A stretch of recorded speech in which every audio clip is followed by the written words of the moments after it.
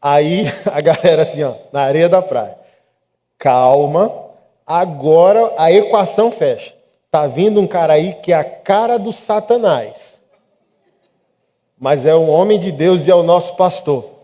Imagina, irmão. Aí lá vai saindo um monte de menino. Tava sem mala, né? Menino, mulher. E o camarada sem camisa, imagina, todo tatuado saindo da água. A velhinha, quando me viu. Meu Deus, meu Deus. Meu Deus, é demais para mim. Como assim? Então eu não estou salva, não estou salva. Não estou salva. Se esse homem é homem de Deus, eu estou perdida. Eu estou perdido. Aí sentei do lado dela, dei um beijinho no ombro. A senhora está cheirosa, hein? Bracei, beijei. Sou caladão, fiquei na minha. Mas a velhinha lá...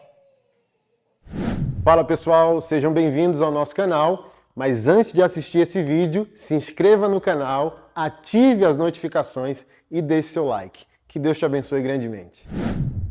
Hoje a gente vai dar continuidade à nossa série, para eu zerar logo essa série, Superior Aliança. Eu nem sei que capítulo nós estamos. Já passamos de 20 pregações nessa série, né? Então falta eu terminar o restante de Hebreus e um pedacinho de Gálatas, mas Romanos já zeramos tudo, né? E eu quero revisitar aqui um contexto de Hebreus 8, que eu já falei nessa série, e mergulhar talvez num contexto aqui de Hebreus 9, num desafio emocionante para nós, que se eu pudesse dar um subtítulo, a mensagem é: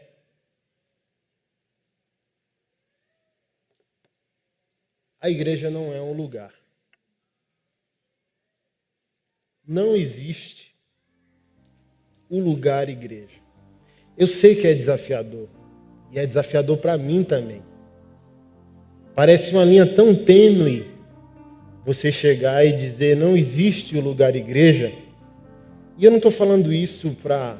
Olha quão livre nós somos. Eu não estou dizendo isso para que a gente perca freios. Eu estou dizendo isso para que a gente amplie consciência. Um irmão perguntou para mim assim: por que judeu e muçulmano é tão radical com a crença e crente não? Eu não respondi para ele no Instagram, mas eu vou responder para ele aqui no culto, já respondendo para você. Foi você, macho, não foi? Por quê? Porque para o judeu e para o muçulmano não existe o lugar sagrado. O que foi dito pelo Deus nessa religião e o que foi dito pelo profeta nessa religião faz a vida se tornar sagrada. Por que a igreja é grande e pobre no caráter dela? Porque para ela a igreja é um lugar. Para ela, e aqui eu estou dizendo para a maioria de nós, o lugar é sagrado. Quando a gente deveria entender que a pessoa é sagrada e a vida é sagrada. Que Deus, e eu vou mostrar para você os textos. Deus disse no Antigo Testamento, Deus disse no Novo: eu não posso morar em um lugar. Não há lugar para me conter. Eu gosto da heresia do bem, desafiar o cristão dizendo: nem o nome Deus define quem Deus é para ele mesmo. E quando ele dá esse privilégio para nós, é para que a gente possa compreendê-lo, comungar com ele e entender quem é o nosso Deus e Pai.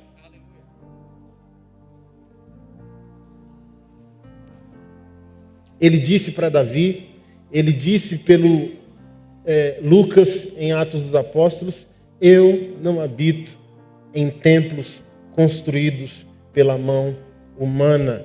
Eu não preciso de nada. Eu não preciso ser servido. Eu não sei como você encara isso, mas isso é. Porque se o cristão é porque a mente ocidental, como a nossa, ela é muito rasa em absorver a mensagem. a mente de um judeu. Por isso que raramente você vai encontrar um judeu mendigo. Raramente você vai encontrar um judeu pobre.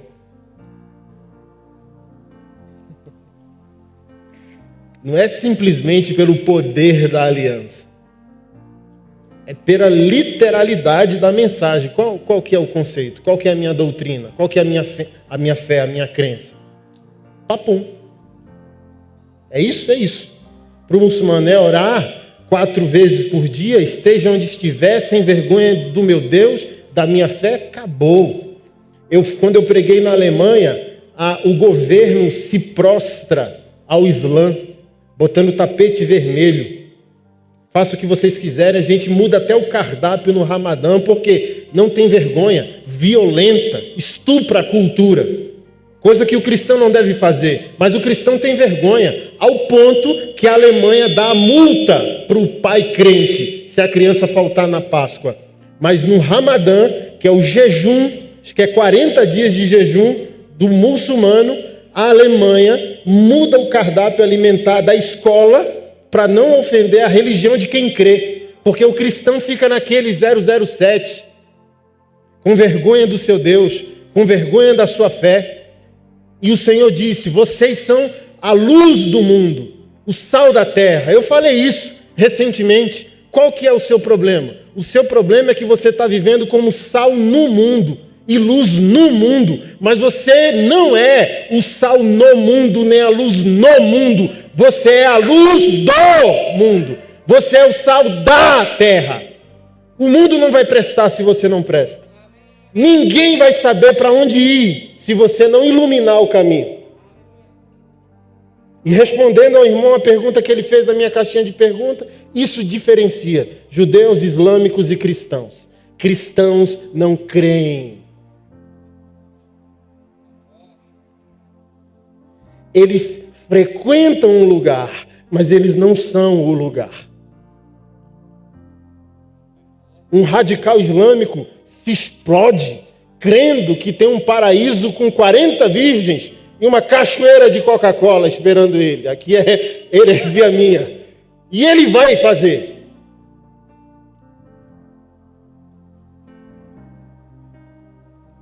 E aqui a gente está dizendo: nossa, o pastor Anderson prega 1h20, né?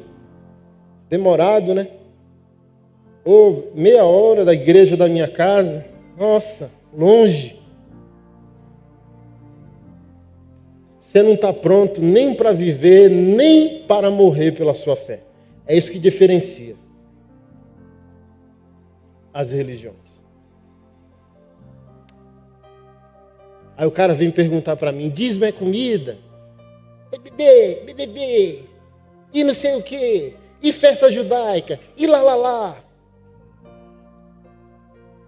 O cara quer discutir o que ele não está disposto a viver. Ele quer descobrir versículos para fugir de Deus. Ele não quer descobrir versículos para mergulhar naquilo que o Deus dele tem para a vida dele. Ele não quer descobrir o propósito da vida dele.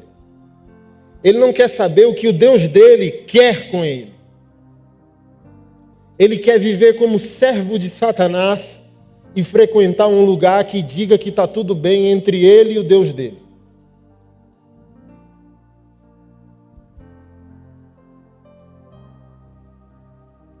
Pastor, e o que tem a ver a igreja lugar com tudo isso?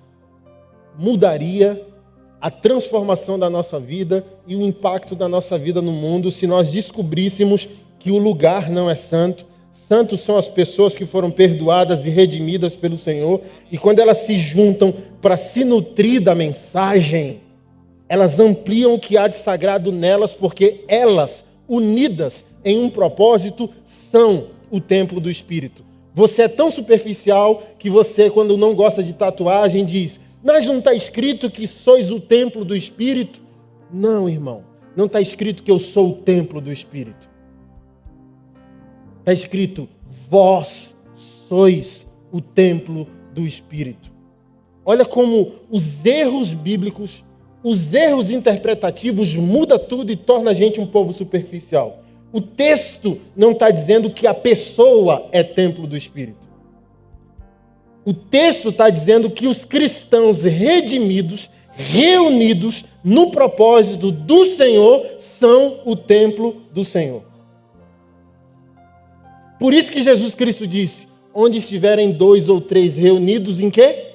Meu nome. Não é só reunido, em meu nome. Lá eu estarei.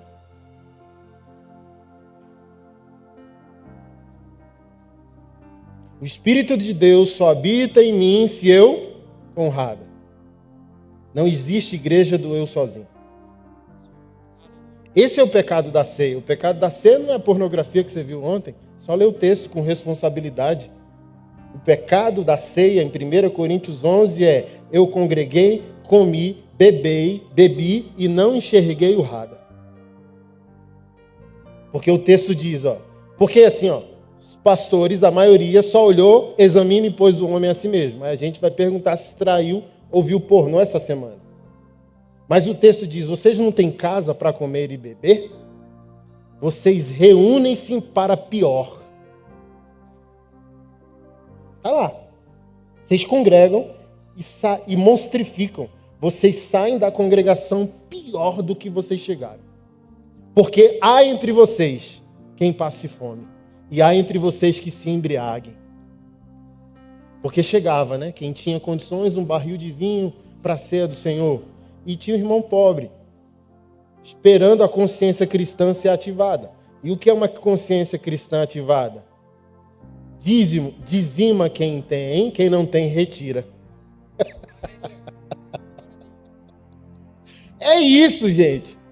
Voltando, sua pergunta foi espetacular. Voltando ao irmão, é isso, macho. Crente não crê. Crente não crê. Ele frequenta. Porque se você cresce, você não apenas estava vivendo, mas você estava pronto para morrer agora, pela sua fé e pelo seu Deus.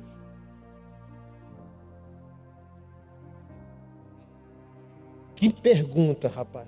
Me marcou. Mais de 1000 perguntas me fizeram essa semana, mas essa do irmão mexeu comigo.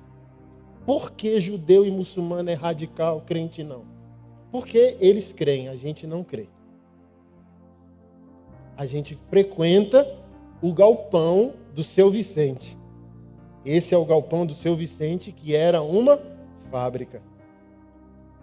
Que a gente está numa luta danada para reformar. Não é a igreja do Senhor. Esse galpão não é a igreja. Tire isso da sua cabeça. Eu sei que é doloroso tirar o brinquedo da criança. Eu sei. As pessoas se irritam. Pastores se irritam quando eu falo isso. Mas esse é o galpão do Seu Vicente. Só ligar para ele, pega o telefone e pergunte para ele. Ei, o prédio que você aluga lá para o pastor tatuado? Ele gosta de um dinheiro. Não é crente não, está nem escutando o culto. Pense, o aluguel é dia 20, 6 horas da manhã ele já começa a me ligar. Calma, Seu Vicente, vou pagar hoje. Mas o que é top para ele? 2 coisas.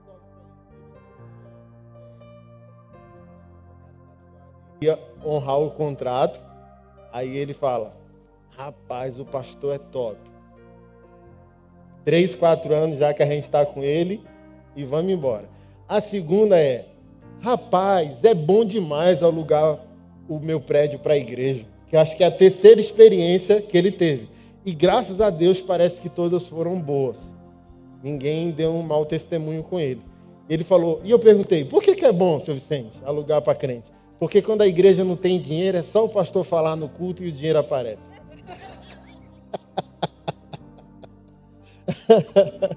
Aí as igrejas quando atrasam 1 semana, 1 mês, aí o pastor vai lá e os irmãos chegam junto.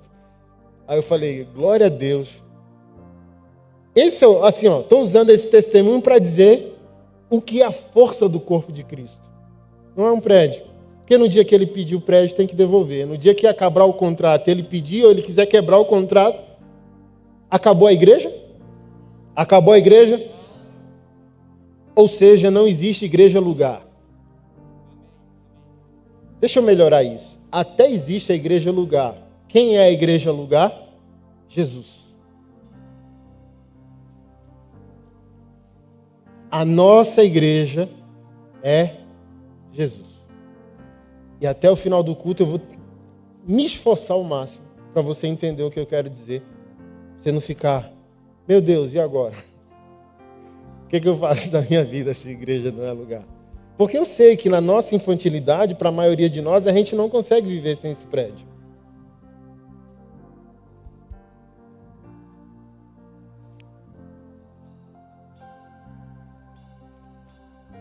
É por isso que ainda não causamos um grande impacto no mundo. Porque colocamos toda a nossa força no ir a um lugar e não representar ou expressar uma pessoa que governa a nossa vida. Porque se entendêssemos isso, que o lugar só me abastece para um estilo de vida que glorifica aquele que me governa, mudaria absolutamente tudo. E esse é o poder da superior e nova aliança em Jesus. A fé não repousa em uma estrutura. A fé não repousa em uma geografia. Ela governa mente e corações. Por isso é superior aliança. E o escritor de Hebreus diz: se o antigo concerto fosse perfeito, não era necessário um novo concerto, uma nova aliança. Que não é mais ritualística, não é mais estrutural, não é mais metódica, é vívida. Não foi o que o apóstolo Paulo disse? Cristo em vós, a esperança da glória. Ele não disse o cristão na igreja, esperança da glória. Cristo em vós. Cristo em vós. O único motivo de congregarmos é se temos congregação com Jesus. Se nós, individualmente, como família, não congregamos com Jesus, aí está a nossa pobreza, aí está a nossa queda, aí está a prova, porque crescemos, não mudamos nossa própria vida e não influenciamos a mudança daqueles que estão ao nosso redor. Acho que foi Charles Spurgeon que disse, não, foi Martyn Lloyd-Jones que disse isso. A realidade de Jesus, ou a realidade da graça é que agora nós estamos 24 horas diante de Deus. Essa é a consciência da verdadeira igreja. Eu estou diante de Deus, sem mediador. Jesus é meu mediador. A igreja não é, homem não é, pastor não é, ninguém é meu mediador. Jesus é meu mediador e quebrou a barreira de inimizade e eu estou despido na presença do meu Senhor. Se isso não transforma um crente, nada mais pode transformar.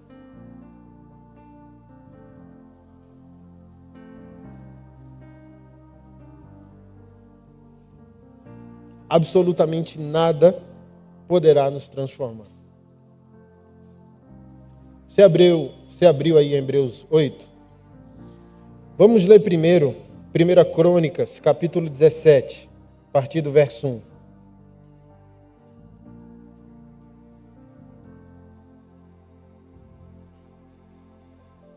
E eu sei que isso é paradoxal.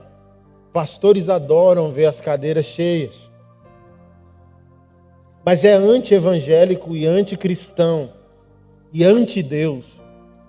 Cadeiras cheias de pessoas vazias. As cadeiras da congregação precisam estar lotadas de pessoas que são ensinadas a quando o culto termina, o culto começa, para que elas se encham de Deus também fora, 7 dias. E não venham apenas no próximo domingo reabastecer, porque a ordem do apóstolo em uma das suas cartas foi: quando vocês se reunirem, um tem salmo, um tem cântico, um tem doutrina, um profetiza, ou 3 profetizam, outros julgam, um ora em línguas, um interpreta essas línguas. Ou seja, cristão não deveria congregar só para consumir, mas para entregar. Porque a nossa cabeça está tão mercantilista por causa do lugar da fé, do lugar geográfico igreja, que ninguém congrega para servir. Todo mundo congrega para receber. Eu vou lá receber uma bênção, vou lá receber uma palavra, vou lá receber uma oração, vou lá para os meus problemas serem resolvidos. Mas como eu sempre pergunto quando toco nesse assunto, quem aqui tomou banho colocou seu melhor perfume, vestiu a sua melhor roupa, dizendo: Senhor, eu vou dar o dízimo e está aqui uma oferta separada para um irmão, mostra esse irmão para mim.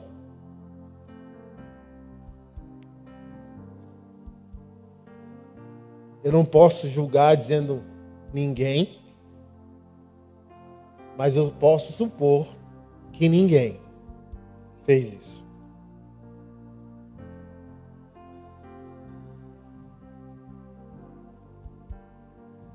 Porque um problema interpretativo acaba com todo o organismo da fé. A gente se torna metódico, robótico.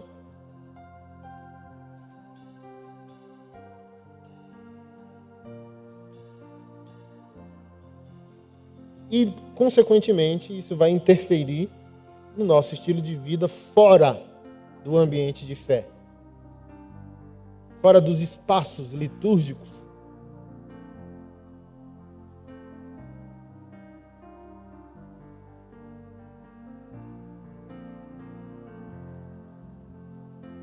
Deixa eu abrir esse parêntese. Por que as pessoas estão nos insultando hoje?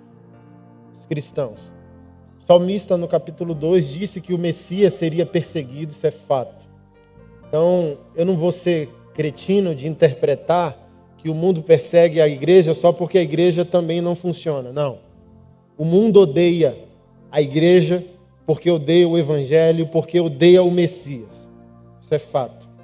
Porque as trevas sabem que o evangelho é a coisa mais poderosa. Quando crida, recebida e praticada, nada barra o evangelho na transformação de uma sociedade, na dominação positivamente de toda uma sociedade para a glória de Deus.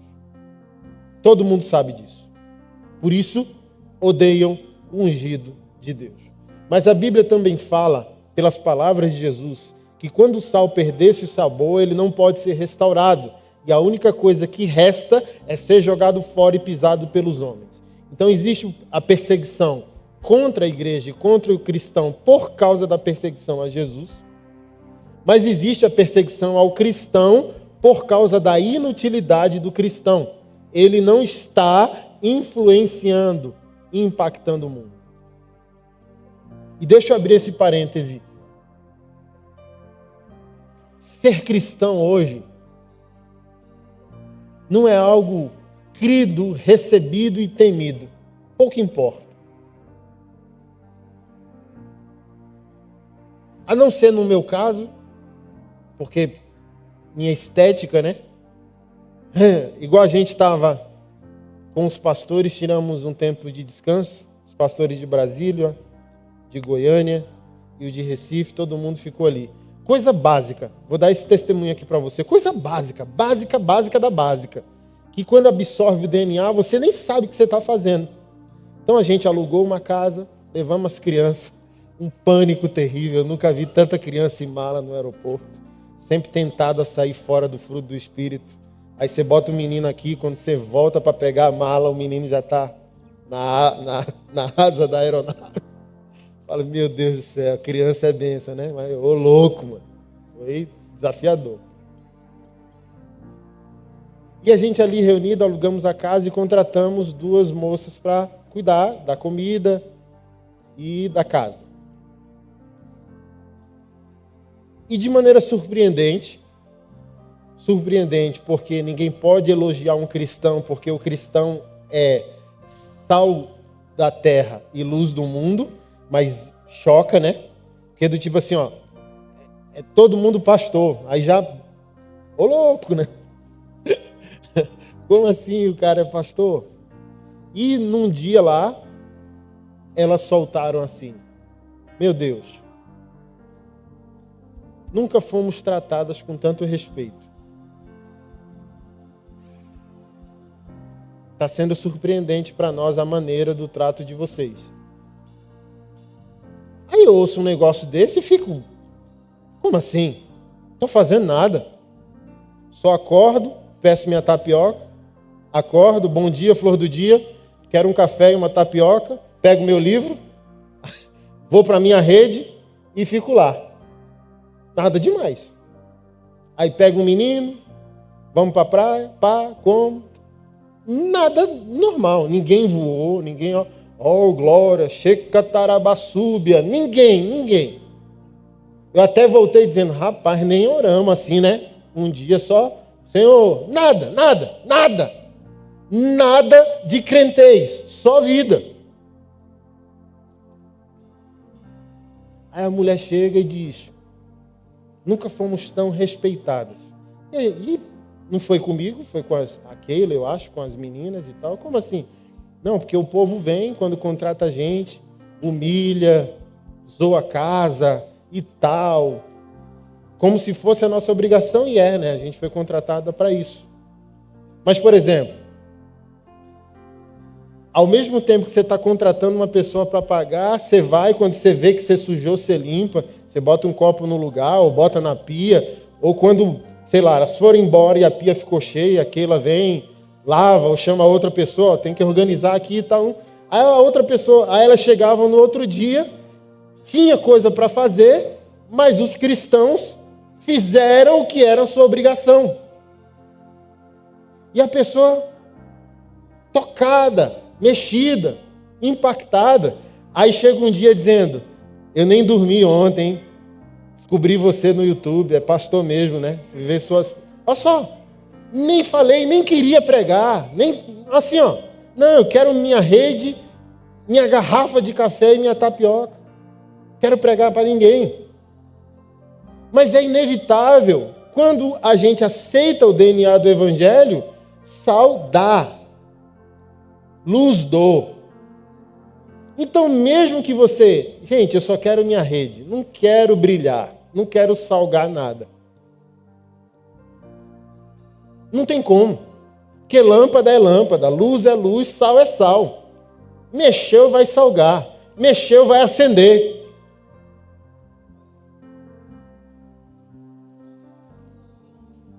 Aí sumiu meu tênis.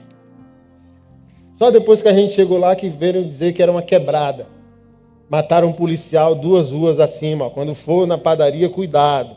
Aí eu falei, só quando a gente chega, você sabe que a quebrada é sinistra. Mas Deus vai proteger a gente. Sumiu um tênis. E para mim, mínimo estresse. Procurei e não achei.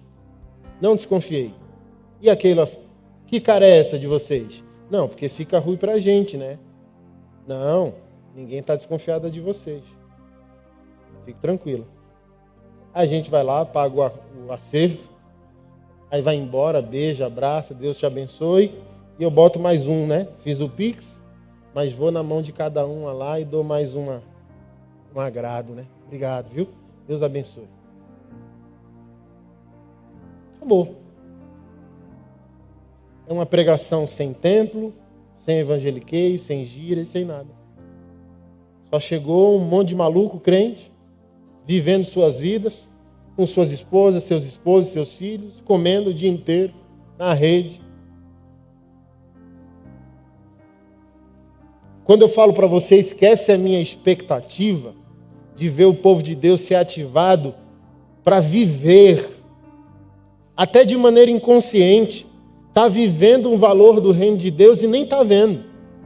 E já está entrando na vida do outro. Já está mexendo com a vida do outro. Já está chamando a atenção do outro para Jesus.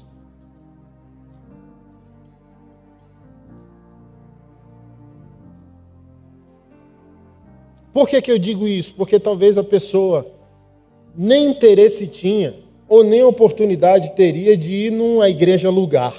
Mas ela pode conhecer uma igreja pessoa e desejar ir numa igreja lugar. Porque o que eu estou dizendo aqui não é contrário à igreja lugar, mas eu estou dizendo que o poder não está na igreja lugar. O poder está na igreja pessoa.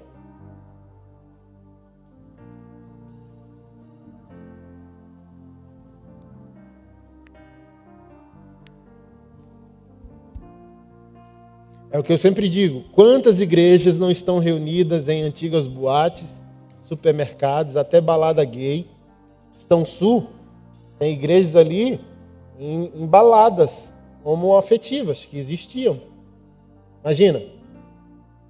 Oxi, Como assim? Não é? Se a igreja é o lugar, ela tem que ser sagrada desde a fundação. Né? Por isso que Deus fala, macho, já falou para Davi, olha, eu vou honrar seu interesse de fazer uma casa para mim, porque você é meu servo. Mas o Senhor fala no contexto. Era massa quando eu ia de casa em casa, de tabernáculo em tabernáculo. A ideia da casa de Deus não foi de Deus, foi de Davi. Ó, vou ser fiel ao teu plano, se tu permanecer fiel a mim.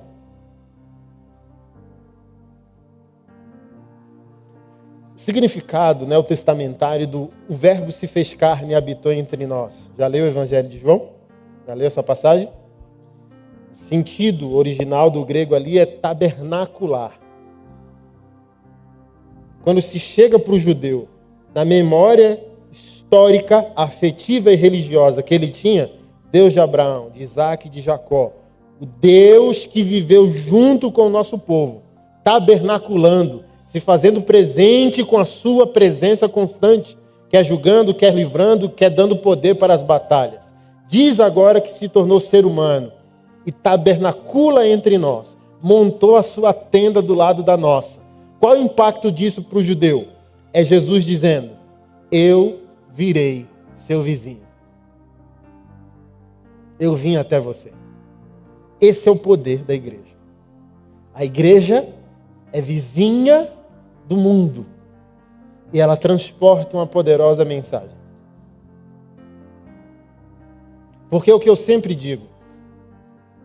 Na igreja de Atos, na igreja primitiva, na igreja do primeiro século, não existia igreja-lugar.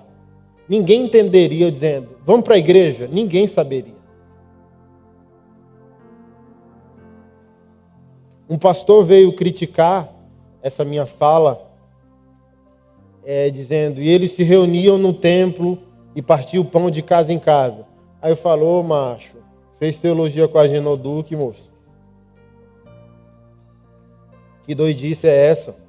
Onde que a igreja tinha templo no primeiro século? O templo era do judaísmo. Eles iam para o templo como judeus, não como igreja. E ali abraçavam qualquer oportunidade de testemunhar a fé. Mas não havia culto cristão no templo dos judeus. Pelo contrário, o judaísmo queria prender, aniquilar, exterminar e matar a igreja. Saulo de Tarso é a prova disso.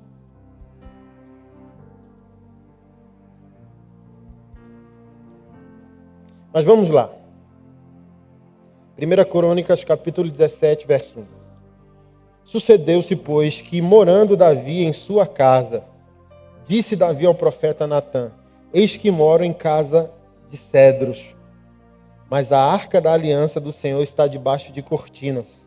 Então Natã disse a Davi, tudo quanto tens no teu coração faze, porque Deus é contigo. Primeiro ponto. Davi, como um homem de Deus, um amigo de Deus, um apaixonado pela glória do Senhor, entendeu como qualquer cristão entende na nova aliança o exagero da gratidão. Quando as pessoas perguntam para mim, líquido, bruto, comida ou dinheiro, eu falo, tá no Mobral. Quem aqui é dessa época do Mobral? Tá no Mobralzinho. Por quê? Quem é o crente? Crente não se regula por calculadora. Crente não é dizimista, gente. Isso é conversa de primeira série. Isso é conversa de prézinho.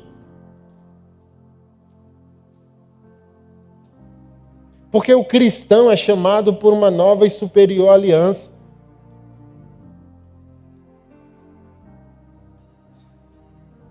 O cristão é chamado em Jesus para se tornar não apenas filho de Deus, mas amigo de Deus. A consciência é outra.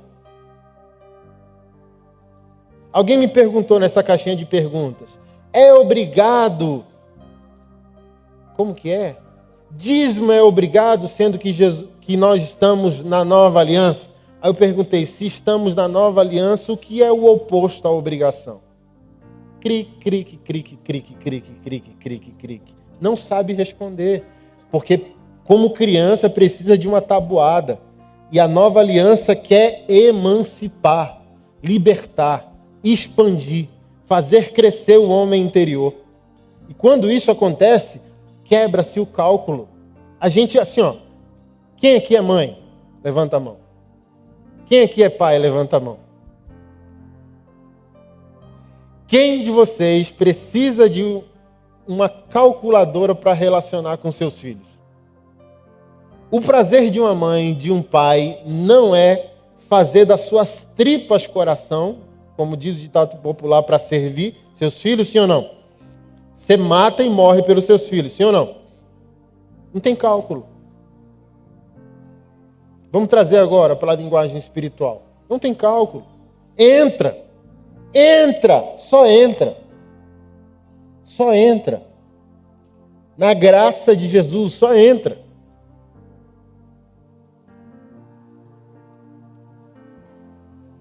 Obviamente, pastor, então vai ser acidental minha obediência?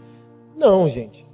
Para mim, por exemplo, sempre dou esse testemunho. Dízimo é parâmetro mínimo, porque dízimo não é lei, porque ele foi praticado 300 a 400 anos antes da lei, antes de Moisés.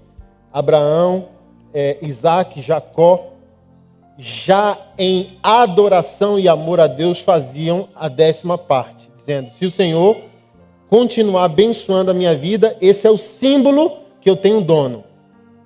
E eu vou adorar o Senhor com a 10ª parte de tudo que entrar na minha vida. Então não havia lei, não havia Moisés. E na lei, isso ganha forma para Israel, é reclamado pelo profeta Malaquias, porque através da 10ª parte, Deus sustentava os levitas, que era a tribo sacerdotal, e também sustentava o quarteto da vulnerabilidade, que eram os órfãos, os pobres, estrangeiro e a viúva. E quando na casa do tesouro, que era os bens que a congregação juntava para a missão, quando Deus se viu desamparado de sustentar quem servia espiritualmente todo Israel, que eram os levitas, e por meio do serviço sacerdotal também servir esses vulneráveis, diz: vocês me roubam. Como a gente pode roubar um Deus espiritual? Nos dízimos e nas ofertas vocês me roubam, vocês sacerdotes e a nação toda. Como eu não aceito. Eu sou um discípulo de Jesus, eu não sou um discípulo de Moisés. Então, para mim, dízimo é ponto de referência mínima para uma vida máxima. No mês ruim eu dizimo.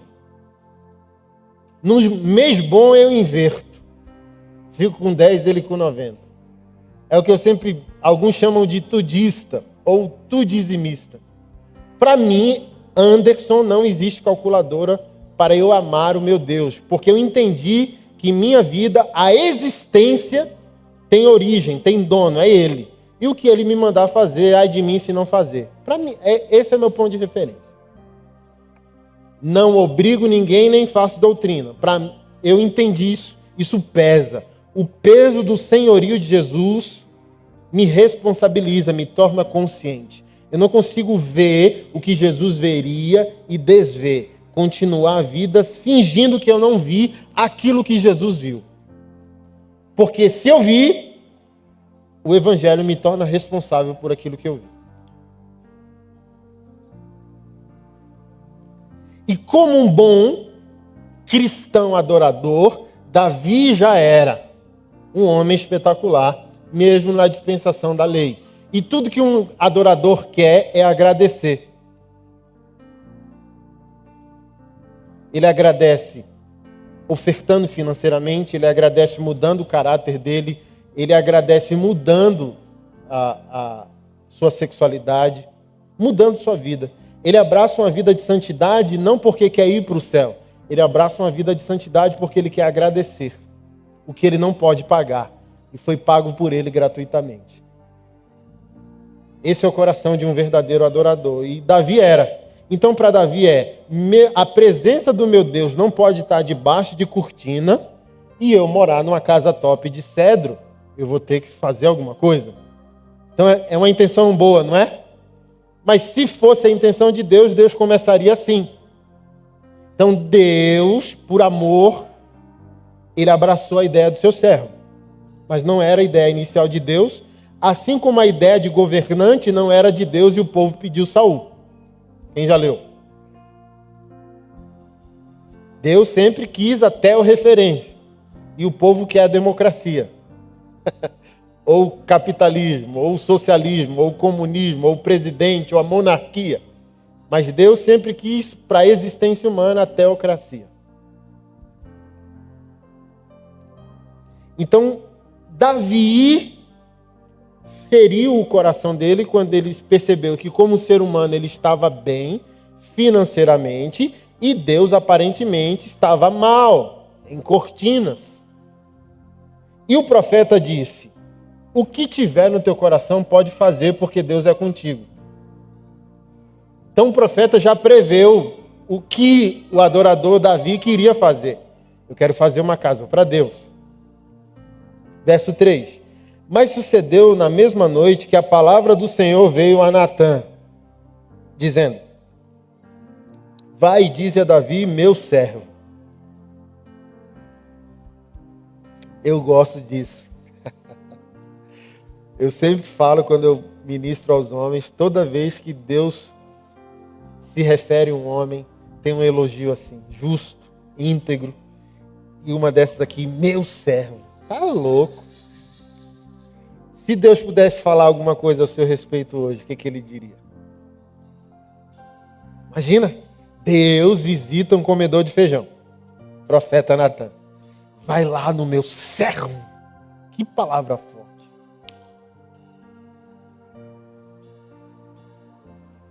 Quando Deus diz isso, Deus tem plena convicção que o mandato eterno dele não falha, não vai fazer curva. Aquele homem, aquela mulher vai abraçar o que eu vou dizer.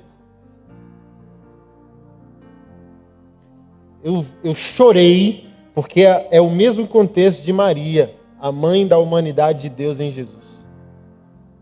O anjo vem, fala todo aquele boleto gigantesco que poderia fazer Maria correr risco de vida por apedrejamento, uma mulher noiva dizer que está grávida pela ação do Espírito Santo de Deus.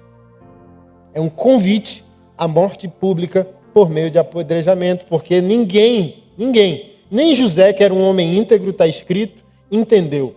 Diz ele era íntegro e justo e decidiu abandoná-la a ela secretamente, porque ele sabia que ela poderia morrer. Nem ele, imagina.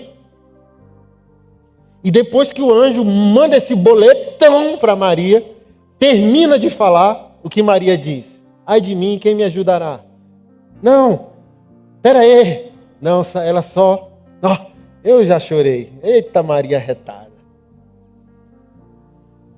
Que se cumpra em mim, de acordo com as tuas palavras, porque eu sou serva do Senhor.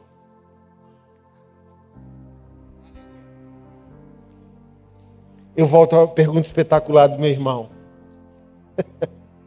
Por que não está acontecendo? Porque até outras religiões são mais eficazes que nós. Porque a gente quer ser feliz, quando a gente deveria apenas obedecer.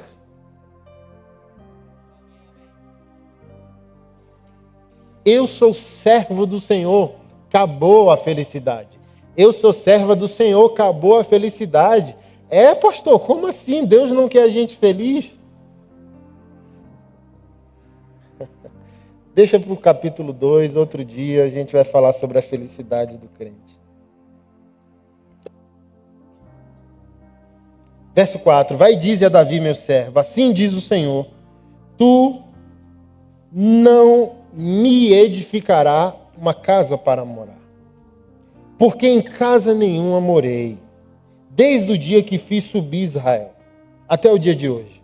Mas fui de tenda em tenda, de tabernáculo em tabernáculo, por todas as partes por onde andei com todo Israel.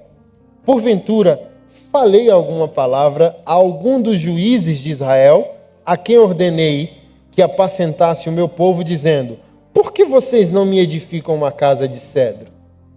Agora, pois, assim dirás a meu servo, a Davi: assim diz o Senhor dos Exércitos: eu te tirei do curral, de detrás das ovelhas, para que fosses chefe do meu povo Israel. E estive contigo por toda parte, por onde foste, e diante de ti exterminei todos os teus inimigos, e te fiz o nome como o nome dos grandes que estão na terra, e ordenei um lugar para o meu povo Israel, e o plantarei, para que habite no seu lugar e nunca mais seja removido de uma para outra parte. E nunca mais os debilitarão os filhos da perversidade, como ao princípio, desde os dias em que ordenei juízes sobre o meu povo de Israel. Porém, abati todos os teus inimigos, também te fiz saber que o Senhor te edificaria uma casa.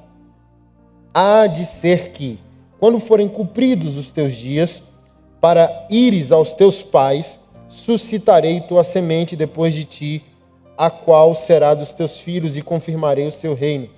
Este me edificará casa, e eu confirmarei o seu trono para sempre.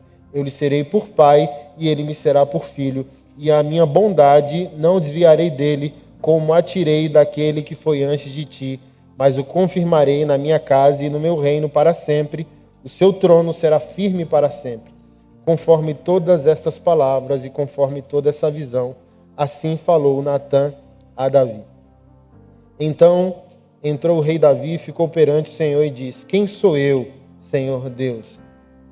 Qual é a minha casa que me trouxeste até aqui?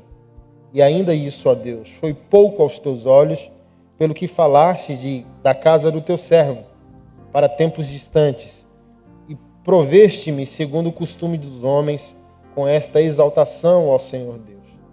Quem mais te dirá, Davi, acerca da honra feita a teu servo? Porém tu bem conheces o teu servo. Ó Senhor, por amor do teu servo, e segundo o teu coração, fizeste todas essas grandezas, para fazer notórias todas essas grandes coisas. Senhor, ninguém há como tu, não há Deus além de ti, conforme tudo quanto ouvimos com os nossos ouvidos. Vamos para Hebreus.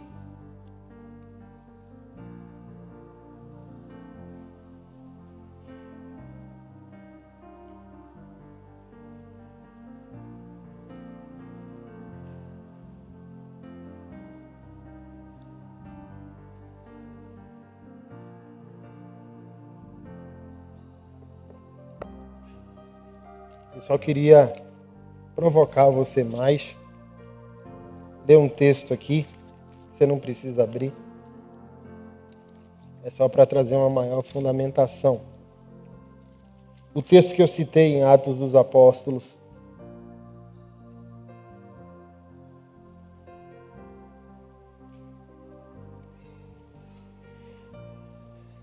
Em Atos 7:44, Lucas escreveu o seguinte: nossos antepassados levaram com eles pelo deserto o tabernáculo, construído de acordo com o modelo que Deus havia mostrado a Moisés. Anos depois, quando Josué comandou nossos antepassados nas batalhas contra as nações que Deus expulsou dessa terra, foi levado com eles para o seu novo território e ali ficou até o tempo do rei Davi. Davi encontrou favor diante de Deus e pediu para construir um templo permanente para Deus de Jacó. Eu não sou daqueles, né? Mas repete comigo assim, ó: templo permanente. Ele não existia. Existe um Deus permanente e um povo permanente. Um templo permanente não existia. Mas vamos continuar. Para o Deus de Jacó. Mas foi Salomão quem o construiu. O Altíssimo, porém, não habita em templos feitos por mãos humanas, como diz o profeta. O céu é o meu trono, e a terra é o suporte dos meus pés. Gente, seria uma tolice sem precedentes achar que Deus cabe nesse galpão.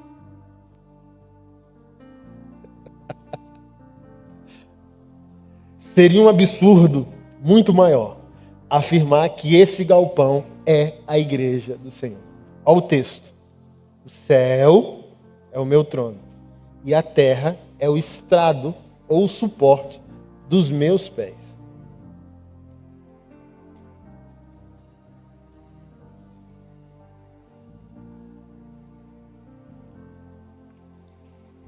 Acaso construiriam para mim um templo assim tão bom?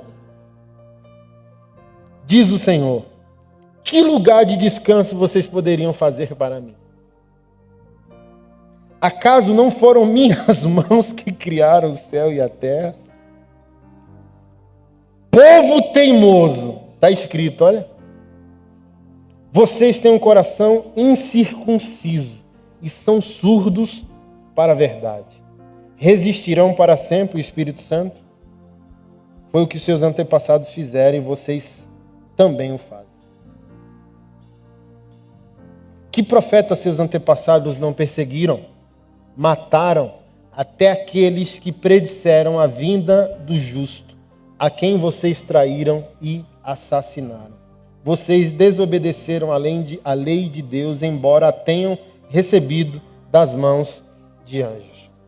Por que essa exortação da parte de Deus por intermédio de Lucas? Para levar o povo a um nível de consciência, a um nível de pertencimento, a um nível de mudança, não exterior, mas interior. Porque quando você vive de maneira abstraída da realidade espiritual, e Deus está numa caixa, e você tem a caixa que você diz que Deus habita, aquilo dá um senso de segurança para você. Mas Jesus não veio colocar Deus numa caixa. Jesus não veio para que o cristão tenha uma segurança exterior de fé, mas uma convicção em uma vida interior.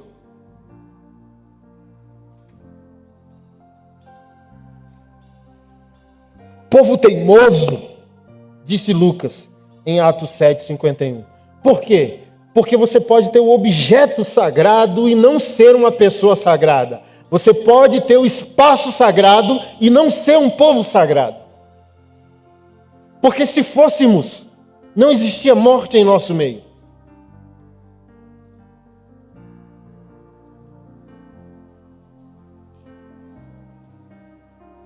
Então, sagrado não são os espaços da fé. Sagradas são as pessoas da fé. Que vivem, que habitam, não num templo construído por mãos humanas, mas o templo estabelecido num relacionamento que essas pessoas têm com o seu Deus e têm com seus irmãos.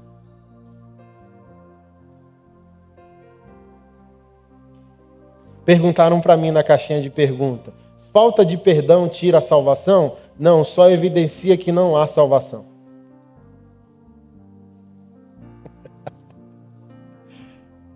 Tu percebe que as pessoas querem, me dá um amuleto sagrado que eu odeio alguém, mas ainda quero ser salvo. A pessoa quer que o pastor ache um versículo, quer que o pastor dê um amuleto. Tá bom, você pode odiar alguém, você pode não perdoar alguém e ir para o céu. As pessoas querem as coisas sagradas, as pessoas até querem os versículos sagrados, mas as pessoas não querem ser sagradas. As pessoas amam o conceito de santidade, mas elas não querem ser santificadas. As pessoas amam o perdão, mas elas não querem ter que perdoar. Como disse C.S. Lewis, perdão é uma boa ideia, até que você tenha algo a que perdoar.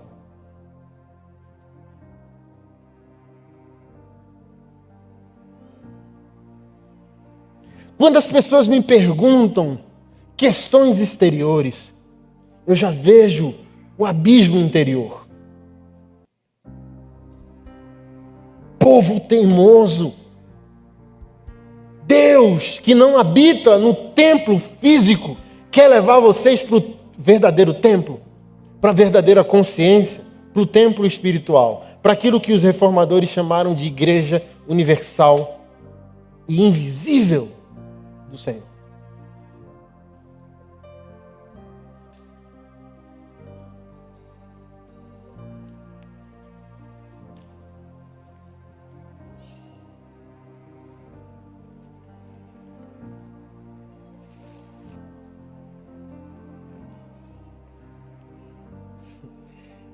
Um dia, eu fiquei sabendo de uma história de um pastor que chamou o pastor sênior, né, o pastor presidente. Pastor, vem ver como a gente fez a igreja com excelência. Porque botou quase uma torneira de ouro, sabe? Chegou no banheiro, aquele mármore assim, ó, uau! Uma torneira que faltava falar. Botava a mão e a torneira, bom dia, boa noite. E esse pastor achando que seria elogiado. E já recebeu a exortação dizendo: que bom, faça um bom trabalho para Deus, mas não é isso que o agrada, você vai pisar em ruas de ouro. Você acha que Deus está surpreendido com a torneira que fala?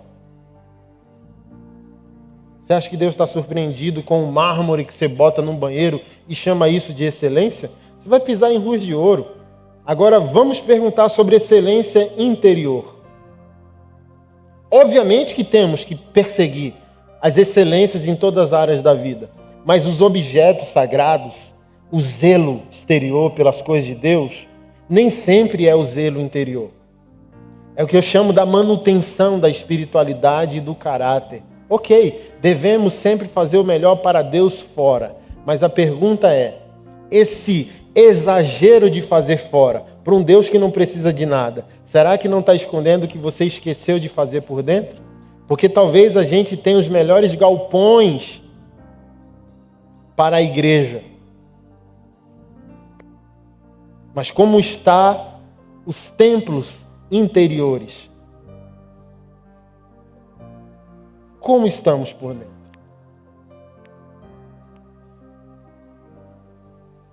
Hoje eu vi um pastor amigo meu postando, né? Tá pregando numa grande igreja assim, que você olha e como pastor você mexe, né? Uau, que estrutura de excelência. Mas para Deus é bobagem. Porque quando Jesus voltar, como diz o pastor Jair, qualquer barulho que ele escuta, ele já bota a cabeça para fora. Jesus, é você? Está querendo ir embora. Novos céus e nova terra. Então, o que pode existir nessa terra? Por exemplo, cada viagem que eu faço, eu penso assim, meu Deus, se eu for para aquele lugar, né? Hoje eu não tenho. É igual carro. Eu não tenho mais essa bronca de vou continuar trabalhando, sonhando, visionando, buscando o melhor. Mas quando o melhor chega, você descobre que ainda não é melhor. Porque o seu padrão de excelência vem de uma referência. Que lugar pode ser bonito mediante a expectativa de novos céus e nova terra? Pô, você vai para a praia, ai meu Deus, 2 dias já estou enjoado. Naquele testemunho que eu dou meio daquela perdida em Paris. Sério, assim, ó, não é estragando o rolê. Eu cheguei na torre de Paris, dizendo, nem foto eu quero tirar, que torre véia sem graça. Que de longe você fala, meu Deus, que torre! Aí você chega lá dizendo...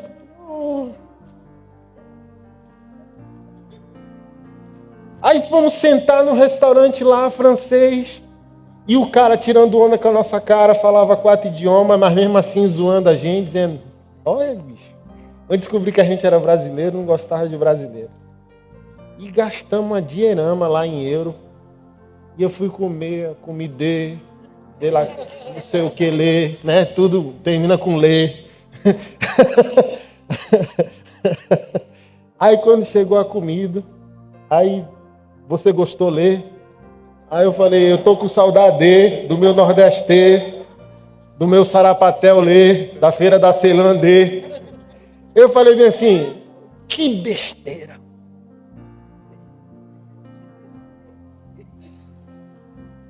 Não é? Que você vê até nós pastores com essa bobagem. Você vai no nosso Instagram, como eu disse domingo passado, aquela gostoseira toda, blogueiro. Ai, tal, a foto, e Paris, e Dubai, e tal. Bobagem, bicho. A gente está esperando novos céus e nova terra, não tem nada bom e nada bonito aqui embaixo.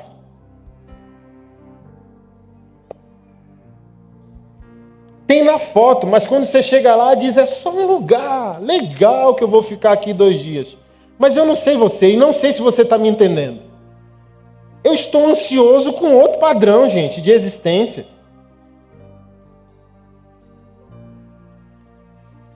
Então eu estava lá em Paris dizendo, oh, que bronca, né, bicho? 11 horas de voo, que vontade de ir embora. Eu queria fechar o olho e acordar na feira da Ceilândia.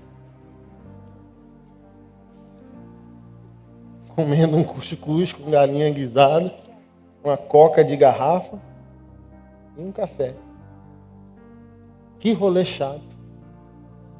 Teve aquela brincadeira que a gente se perdeu e era chateada. Eu falei, pô, bota um sorriso aí no rosto, estamos perdidos em Paris, né? Ninguém vai morrer, ninguém vai ser assaltado, porque o pânico lá é que acabou a bateria dos 2 celulares e 6 da tarde, tipo assim, 10 da noite é tipo 5 da tarde aqui, sacou? O sol torando e já era 9 da noite. Vou te matar. Falei, calma, mulher, estamos perdidos em Paris. Mas, de fato, essa insatisfação. A igreja está fraca porque o crente está se satisfazendo com muito pouco. Um dinheiro, um sexo, uma estrutura. Os pastores estão se perdendo nessa bobagem de número, de igreja lotada, de telão de LED e tal. Beleza, gente, eu não sou contra a excelência externa e estética, mas ela precisa corresponder à riqueza interior. Se não está mudando por fora, não adianta. Deus foi claro com Davi. Davi estava excelente com ele mesmo, esteticamente, e quis dar essa riqueza estética para Deus. Mas Deus está perguntando, beleza, que casa você pode me construir se a terra eu coloco o meu pé para descansar? Não foi isso que o próprio Davi disse no Salmo que se arrependeu? Salmos 51, dizendo, olha, se tu comesse a carne do animal e bebesse o sangue de animal, eu te daria. Nesse mesmo texto, ou nesse mesmo contexto, Deus pergunta, o que tu poderia me dar se tudo pertence a mim? Não é uma bobagem eu achar que eu dou para o Criador do universo algo que o Criador do universo criou? Olha, eu sou um bom dizimista. Olha, eu sou um bom... Você não é bom nada, macho. Viver, respirar, é só mais uma oportunidade que Deus deu. Como você pode dar para Deus algo que Deus criou? Inclusive você. Então não tem essa de eu obedeço a Deus. Lembra daquele exemplo que eu dou de C.S. Lewis do Dia dos Pais? Quem lembra? C.S. Lewis tem essa reflexão dizendo, aquele que julga que faz algo para Deus é como um menino tolo que no Dia dos Pais pega o dinheiro do pai, compra o presente e diz ao pai, parabéns. Quem já passa por isso aqui? Ô, Dia dos Pais, aí vai comprar um presente para o teu pai, menino, com o dinheiro de quem? Do pai. Assim é o ser humano, ele não pode dar para Deus o que é de Deus. Então, obedecer é símbolo de pertencimento. Ofertar, dizimar, cuidar do outro, jejuar, adorar, congregar, fazer para Deus, ser excelente naquilo que se faz para Deus, é uma maneira de reconhecer nossa origem, nosso Criador, nosso Redentor e o consumador de todas as coisas. Mas Deus não precisa de nós. Tá bom, Davi? Eu criei todas as coisas.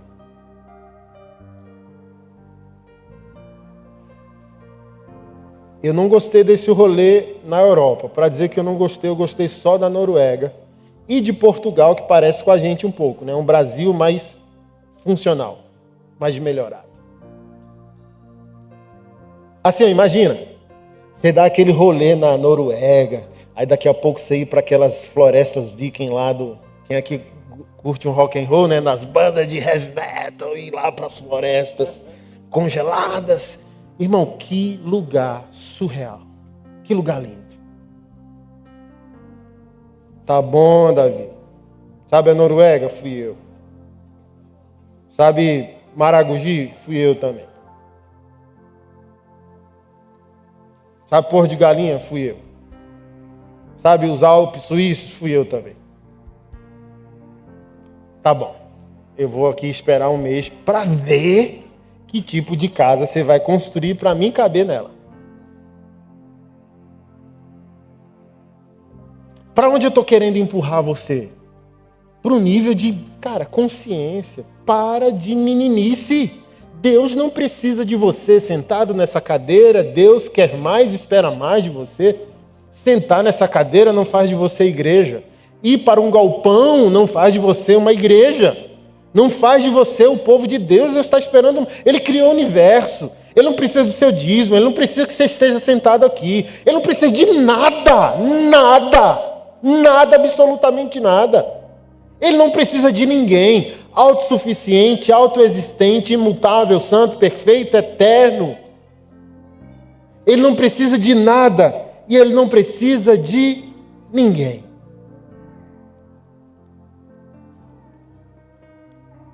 O céu é o meu trono. E a terra é o suporte dos meus pés. Acaso vocês podem construir para mim um templo tão bom assim? Ele é irônico, Deus. Deus tem senso de humor. Que lugar de descanso poderiam fazer? Acaso não foram minhas mãos que criaram céu e terra? Céu e terra. O que pode escapar? Fala aí. Gente. Nossa pobreza espiritual vem dessa falta de entendimento. Deus criou o céu e terra. Portanto, Ele não vai falar comigo quando eu for para o galpão no domingo. É só isso que eu queria ensinar para você. Você vive 6 dias de sofrimento, achando que num dia dessa semana, Deus vai falar com você e vai se calar durante os próximos 6.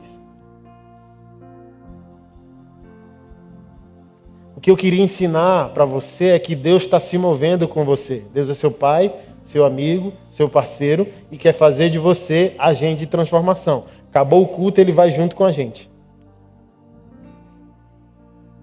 Deixa eu dar um testemunho dessa viagem. Muito doido. Todas as coisas cooperam para o bem daqueles que amam a Deus e foram chamados segundo o seu propósito. Está escrito, não está? Não apenas todas as coisas cooperam, ponto. Todas as coisas cooperam para o bem dos que amam e foram chamados segundo o seu propósito. Como eu falei, uma viagem, 18 pessoas. Nunca vi tanta mala e tanto menino. E diante de Deus, a gente não perdeu o voo por 1 minuto. Não, a gente perdeu o voo. Assim, da gente chegar, menino e bagagem, e não tem mais ninguém. Só os 2 funcionários lá. E Anderson Teixeira, Tiago Andrade, Keila. E a gente indo no ritmo normal, dizendo, tá tudo tranquilo. Mas olha como que é. Deus é. Eu olho assim, dizendo, é pareia não, bicho, como diz no meu Nordeste. Ser crente é luxo, como um pastor me ensinou. Não tem coisa mais fenomenal. Aí a gente está no sofrimento de entrar lá, o raio-x lá, tirar cinto, tirar celular, tirar tudo. Aí eu tô já querendo perder o controle do fruto do Espírito, puxando o menino, o outro corre, e a mala, e aquela, e o bebê conforto, e Jesus amado. Aí daqui a pouco passa o funcionário, um cara, dizendo, bom dia, pastorzão, preenchi o questionário ontem que você colocou no Instagram, viu? Aí eu já fico assim, controla, macho, fruto do Espírito, tu está sendo filmado. Aí eu falei, amém, querido, glória a Deus, né? Deus te abençoe. Vem cá, menino, Keila, aí vamos passando. Passamos. Quem era o funcionário que segurou o voo na porta do negócio para a gente não perder? Quem era?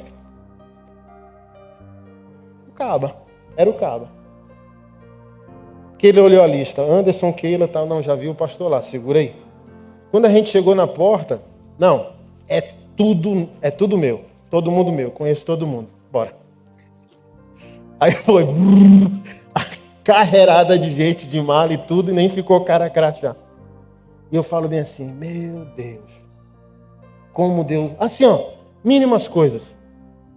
É quase um testemunho que eu tinha quando eu era solteiro e morava com a minha mãe na Ceilândia Sul, quadra 4. Eu acordei e fui pegar o café, sempre viciado. Peguei o copo, a garrafa de café, quando eu fui botar, assim, ó, nitidamente, Deus falando, não ponha. E eu falei, tá amarrado, Deus não se preocupa com copo, nem com café, Deus ressuscita morto, cria galáxias e usa o pastor no domingo. Deus falando comigo, dizendo, não ponha café no copo, é coisa muito pequena para um Deus muito grande.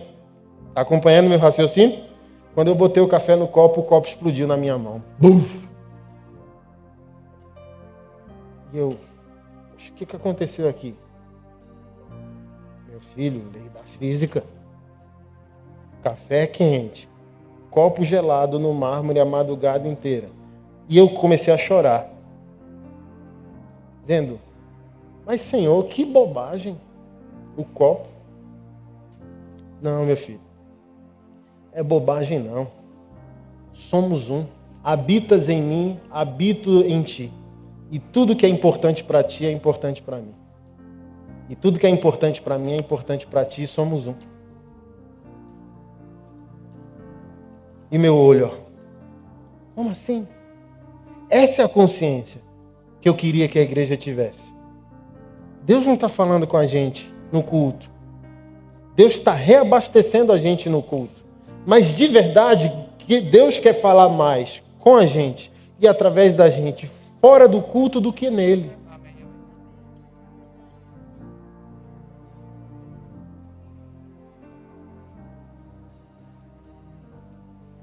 Nessa mesma época do café, teve o absurdo do meu cachorro. Esqueci até o nome dele, faz 20 anos. O bichinho morreu. Eu amava tanto, acho que foi meu segundo cachorro. E um belo dia ele sumiu.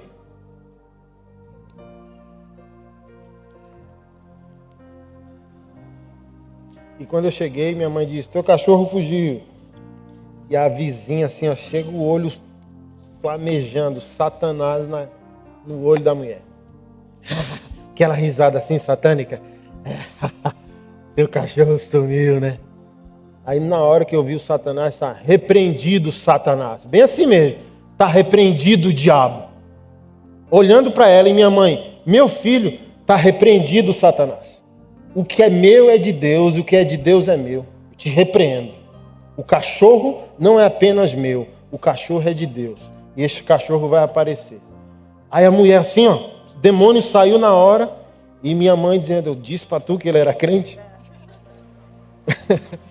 Falei, vai tirar onda com a minha cara, rapaz, sou de Deus. Aí dito e feito. Acordei no outro dia, minha mãe foi levar a minha irmã para a escola, 6 da manhã. Quando minha mãe acordou, o Espírito Santo me deu um choque assim, ó, acorda, macho. Acordei, quando acordei já veio a convicção. Teu cachorro vai aparecer hoje de manhã, vai com a tua mãe. Peguei a corrente do cachorro e minha mãe, tá indo para onde? Vou com a senhora levar a Miriam para a escola. Porque Jesus falou comigo ali que o cachorro vai aparecer lá perto da escola da Miriam. Então imagina minha mãe dizendo, ela é católica, né? Entrou para a lei dos crentes e endoidou mesmo. Então imagina a cabeça da minha mãe indo com a menina e dizendo, doido, doido, doido. Aí quando chegou perto da escola, eu disse, vou ficar aqui, mãe. Porque Jesus falou que o cachorro vai sair aqui, ó. Nessa esquina aqui. A senhora pode ir, deixa a Miriam, quando a senhora voltar, eu estou aqui na esquina, esperando a senhora com o meu cachorro. Você tinha que ver a cara da minha mãe, ela foi embora. Quando ela foi embora, 5 minutos que ela saiu, meu cachorro. Aí eu peguei, botei na coleira. Aí quando ela foi voltando, ela falou nada. E eu, ó. Quando cheguei na porta de casa, estava lá, a satânica lá. Aí eu também enchi o peito dizendo, eu disse para você que meu cachorro tem dono? Eu falei para você? Que é meu, é de Deus. E entrei. Quando eu entrei, o Senhor falou de novo: se tu não cuidar desse cachorro, ele vai fugir, ele vai morrer. Porque ele só está fugindo porque ele não descansa. Não descansa porque você não passeia com ele. Amém, Senhor, vou te obedecer e vou sair com o cachorro. Sair com o cachorro? Sumiu de novo. Aí agora, dessa vez, Deus falou: nem adianta chorar. Quando eu virei minha esquina, estava lá o bichinho velho, morto e atropelado. Por que eu estou dando esses testemunhos para você? A fé é real e palpável, a paternidade de Deus, a nossa comunhão com Deus e a nossa amizade com Deus, ela é real, ela é vívida, ela é palpável e ela acontece quando o culto congregacional termina, gente. Isso aqui que a gente está fazendo hoje só tem importância se os 6 dias tiverem importância. Se a gente se esforçar para abraçar e aceitar a graça de Deus, para ser templo de Deus, espiritualmente fora do templo físico. Porque esse é o poder da consciência do oriental. Ele não consegue, não há secular e sagrado. Voltando à pergunta do irmão, para o judeu não tem dicotomia, a vida é integral. Mas para o cristão é Deus, Satanás, música gospel, música secular, política, dinheiro, emprego, fé, ministério. E ele tem várias cabeças para encarar vários assuntos. E a mente oriental, ela é uma só. Ela não é bilateral, ela é unilateral.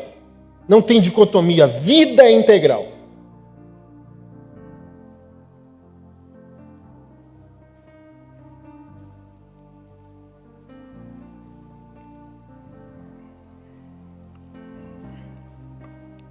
Como sua vida poderia ser outra, você está perguntando?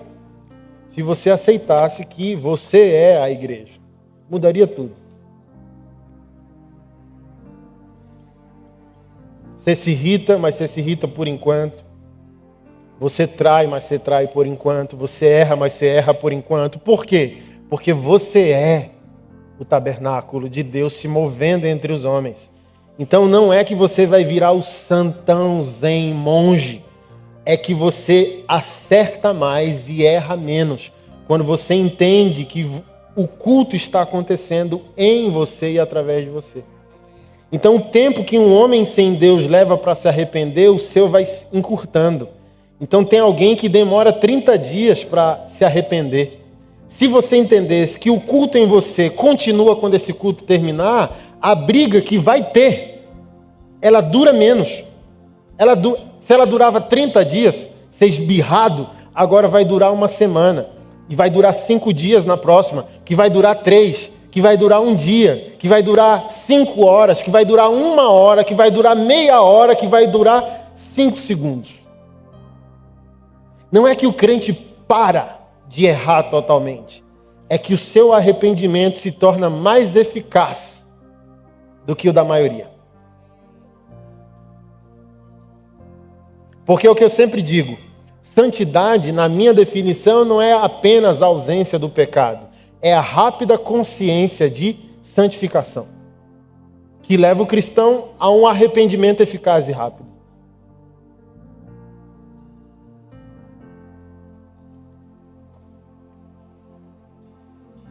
Hebreus 8.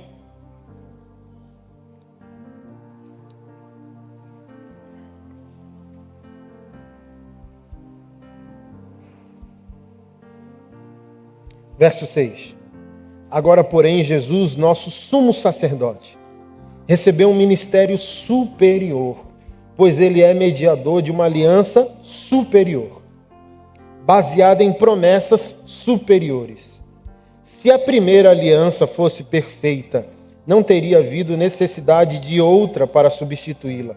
Mas quando Deus viu que seu povo era culpado, disse: está chegando o dia, diz o Senhor, em que farei uma nova aliança com o povo de Israel e de Judá.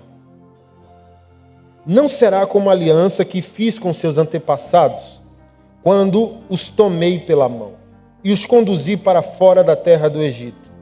não permaneceram fiéis à minha aliança, por isso lhe dei as costas, diz o Senhor.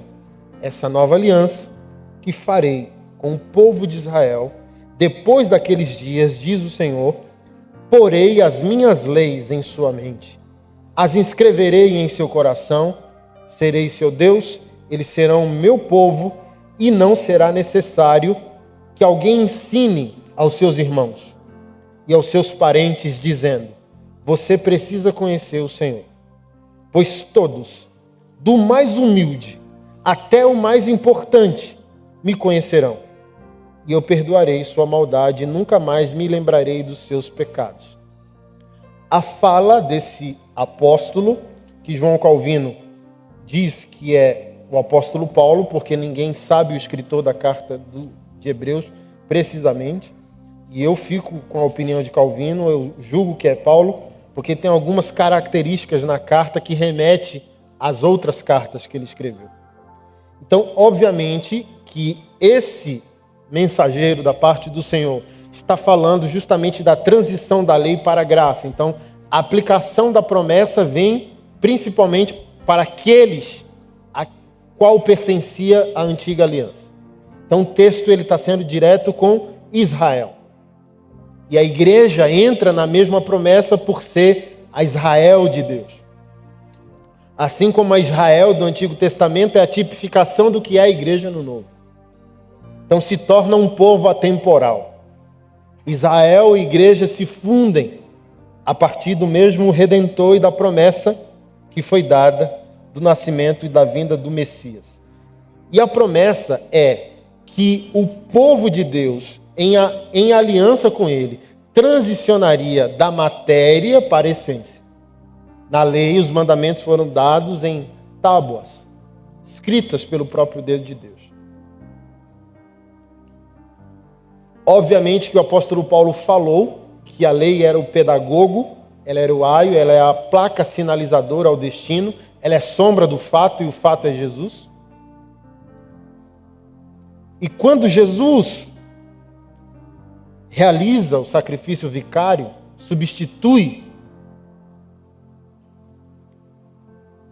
sua vida dos pecadores e redime a humanidade, a promessa está dizendo que essa estética da antiga aliança, estética no bom sentido, não estou diminuindo a antiga aliança e nem a lei, mas ela dizia não adultere, então ela não mergulha no homem interior, ela está regulando o comportamento do homem exterior. Obviamente que o homem na lei não poderia ser um pecador obstinado e ainda assim ser de Deus, não é isso que eu estou dizendo, mas a lei estava preocupado com a prática do adultério.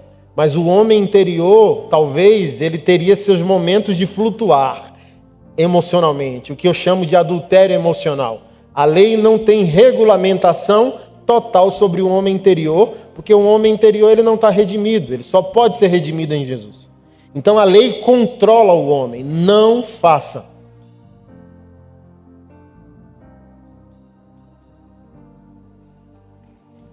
E, obviamente, quando a lei diz não faça, ela não está dizendo que você vai conseguir fazer. E por isso o mediador. Isso é o fantástico do Evangelho. O Evangelho diz, obedeça a Deus, não faça isso. Ao mesmo tempo que o Evangelho reconhece que você não pode obedecer e não pode fazer. E não tem capacidade de fazer. E por isso vem Jesus e por isso vem o Espírito Santo. Porque quando o pecador entra em desespero por causa do mandamento, como Paulo disse, por causa do mandamento vem o pleno conhecimento do pecado. Então não é porque Deus disse faça que Deus está dizendo, ao te mandar fazer você vai conseguir. Porque não iremos. O próprio Jesus Cristo diz, sem mim nada podeis fazer. Então quando Deus me dá o mandamento, não é necessariamente o mesmo que dizer que eu vou conseguir obedecer. Que eu não vou. Por isso que Paulo diz, o bem que eu quero fazer, se não faço. Não consigo. Eu aceito que o mandamento é verdadeiro, mas eu não consigo obedecer. Aí entra agora o quê?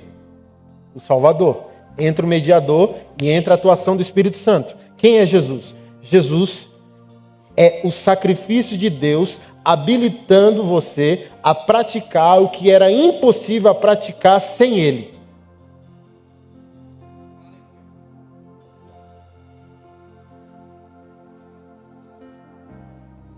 Mas o mais fantástico é que ele diz, nessa nova aliança, você não vai seguir a Deus ou os mandamentos esteticamente. Eu vou entrar tanto na equação que eu vou imprimir agora as minhas leis. O que era impossível você praticar, está aqui os 10 mandamentos. Você não vai conseguir. E agora? Se eu não consigo? Leva todo ser humano a um lugar de réu. Está aqui os 10 mandamentos. Ninguém consegue praticar. O que Deus está dizendo? Todos vocês são réus. Não foi o que Paulo falou aos Hebreus? Capítulo 3, capítulo 6. Todos pecaram e destituídos estão? Não conseguimos. Então, os mandamentos de Deus existem para dizer que eu e você somos réus, incapacitados a praticar toda boa obra. E quando a lei me traz essa consciência, eu entro em desespero. E entrar em desespero, alguém perguntou, eu tenho medo de não ir para o céu. Eu falei, esse é o sentimento que está acontecendo. Porque quando eu vou para o mandamento, reconheço que o mandamento é verdade, eu entro em desespero porque eu não consigo praticar o mandamento. Tipo, não adultere. E eu adultero, mas eu reconheço que o não adulterarás é a verdade. Aí o homem entra em desespero e ele precisa do quê, gente? De um Salvador. Que vai dizer para esse pecador que entrou em desespero, eu vou capacitar você para obedecer o que eu te pedi, você não consegue fazer sem mim. Eu vou te habilitar a ser fiel, mas você não vai conseguir ser fiel sem mim, mesmo obedecendo o mandamento.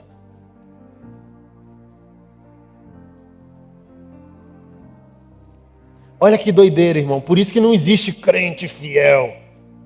Não faltei um culto.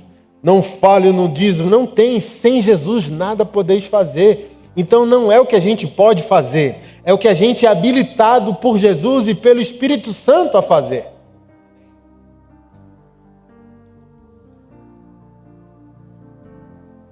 Eu vou imprimir. Esse é o poder da nova aliança. O que eu pedi fora como mandamento, agora eu vou colocar dentro de vocês. Eu vou imprimir minhas leis na sua mente e no seu coração.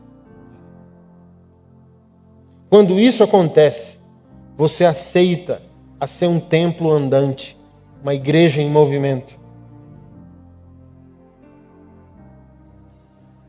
Porque mudou o paradigma do ir e do ser. Eu vou porque eu sou. Eu faço porque eu sou. Eu não faço para ser, eu faço porque eu sou. Eu não vou para ser, eu vou porque eu sou. Obviamente que a criança faz para ser e vai para se tornar. Mas quem amadurece entende que tudo que faz não faz para ter ou ser. Mas porque algo já aconteceu dentro dela, porque ela foi habilitada pelo mediador e pelo Consolador, que é o Espírito Santo. Está entendendo, irmão? Sei que dá uma tonteira, mas eu espero que vocês estejam entendendo. Essa é a nova aliança. Ninguém ensinará mais o irmão dizendo, conhece ao Senhor, todos vocês me conhecerão. Do menor de vocês até o maior. Do menor, do mais humilde, do mais simples, até o mais próspero, até o maior, até o mais velho, vocês vão entender. Porque não vai se basear mais no que acontece fora, as estruturas da fé. Vai depender do que acontece dentro, a ação do mediador e a ação do Consolador, a ação do Espírito Santo. Por que a gente não está conseguindo? Porque a gente quer a coisa e não a pessoa, a gente quer os programas, as estruturas, os prédios. Se eu for mais para a igreja, eu vou conseguir transformar meu casamento? Se eu dizimar mais, se eu ofertar mais, se eu fizer, se eu frequentar, se eu jejuar, Não, o seu encontro não é com coisas, programas e estruturas. Só vai acontecer quando você encontrar pessoas. Deus Pai, Deus Filho, Deus Espírito Santo. a sua vida entrar num estado de desespero, até você, quem é? Pastor, está confuso, que caminho ir? O desespero de você não conseguir tatear Deus agora já é o bom início. O que Jesus Cristo disse? Buscais e peça e... A parábola do juiz, da viúva inoportuna com o juiz. Eu não conhecia o Espírito Santo. E eu lembro, na casa da minha mãe, peguei um CD do Kleber Lucas, quando ele era crente ainda. Quando não tinha entrado para o Guinness Book matrimonial. Desculpa a piada, não existia. Eu botei aquele CD dizendo, eu vou furar esse CD. Mas eu fui para o culto hoje e me falaram que o Espírito Santo é uma pessoa, que ele habita em mim, que ele fala, que ele me batiza com a sua presença. E às vezes ele está até a evidência de uma língua estranha aí. Que eu e meu irmão dizendo, meu Deus, esses crentes é top, até estrangeiro eles falam, os meninos na porta da igreja, né? E eu falei, esse CD vai furar.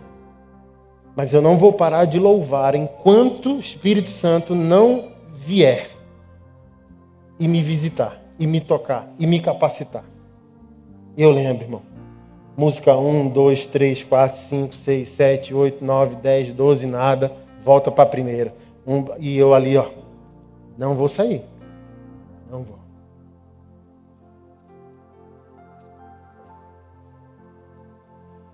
O que fazer, pastorando? Se entender o que eu preguei hoje, entre em estado de desespero e busca, até encontrar o que você acha que você precisa.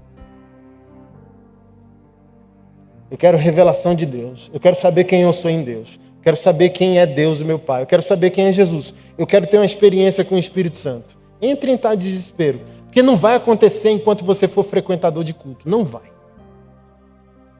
Não vai. Só vai acontecer quando você buscar.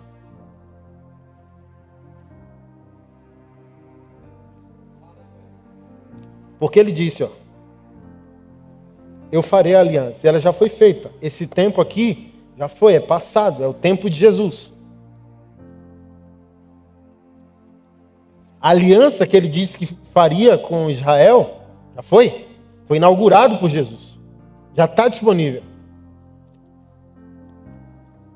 Você só precisa acessar as riquezas interiores que já foram disponibilizadas. É o que eu sempre digo, orar pedindo amor. Se o amor já foi dado, segundo o seu novo nascimento. Romanos 5:5, dizendo, quando nós recebemos o Espírito Santo de Deus, nós recebemos, junto com o Espírito Santo, o amor. O amor de Deus foi derramado em vós quando receberam o Espírito Santo. Acabou. Oh, me dá amor porque eu não suporto essa esposa. Me dá amor porque eu não suporto essa pessoa. Às vezes não é nem buscar fora, é ativar dentro. Já está disponível, já está acessível, mas é músculo que não hipertrofiou. É igual ir para a academia e exercitar.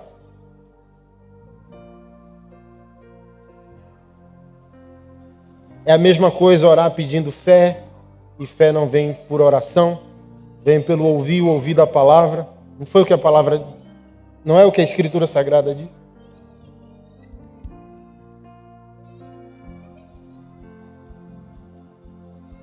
Como eu quero encerrar esse culto? Dizendo para você que o seu problema é um problema de consciência. Você não sabe quem nós carregamos. Só isso. Esse é o seu problema. E por isso sua vida não anda em nada. Você não aceitou ou não entendeu a verdade que você é portador de uma presença.